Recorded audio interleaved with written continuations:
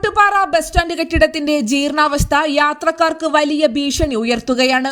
40 വർഷത്തിലേറെ പഴക്കമുള്ള കെട്ടിടത്തിന്റെ കോൺക്രീറ്റ് ഭാഗങ്ങൾ അടർന്നു വീഴുന്നത് പതിവാവുകയാണ്.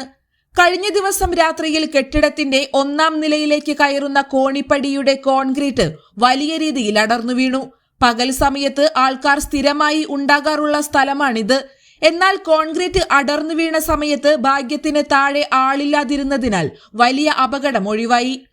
KPN നമ്പീശൻ പഞ്ചായത്ത് പ്രസിഡന്റായിരുന്ന 1985 കാലഘട്ടത്തിലാണ് ഓട്ടുപാറയിൽ ബസ് സ്റ്റാൻഡ് കെട്ടിടം പണിതത്. കോൺക്രീറ്റ് കെട്ടിടങ്ങൾക്ക് ശരാശരി 60 മുതൽ 100 വർഷം വരെയാണ് കാലാവധി കണക്കാക്കുന്നതെങ്കിലും കൃത്യമായ പരിപാലനമോ നവീകരണമോ ഇല്ലാത്തതാണ് 40 വർഷം മാത്രം പഴക്കമുള്ള ഈ കെട്ടിടത്തിന്റെ ബലക്ഷയത്തിന് കാരണമായതെന്നാണ് ഇവിടെ ജോലി ചെയ്യുന്നവരും നാട്ടുകാരും പറയുന്നത്. കെട്ടിടത്തിന്റെ മുകൾ നിലയിൽ വളരുന്ന വടവൃക്ഷങ്ങളുടെ വേരുകളും ബലക്ഷയം വർദ്ധിപ്പിക്കുന്നുണ്ട്. കൂടാതെ മുകൾ നിലയിലെ ശൗചാലയത്തിൽ നിന്നും ചോർന്നൊലിക്കുന്ന ദുർഗന്ധപൂരിതമായ ജലം വിള്ളലുകളിലൂടെ ഇറങ്ങി കമ്പികൾ തുരുമ്പെടുത്ത് നശിച്ച അവസ്ഥയിലാണ്. വാഹനം കാത്തുനിൽക്കുന്നവരുടെ വസ്ത്രങ്ങളിലും ഈ മലിനജലം വീഴുന്നത് പതിവാണ്.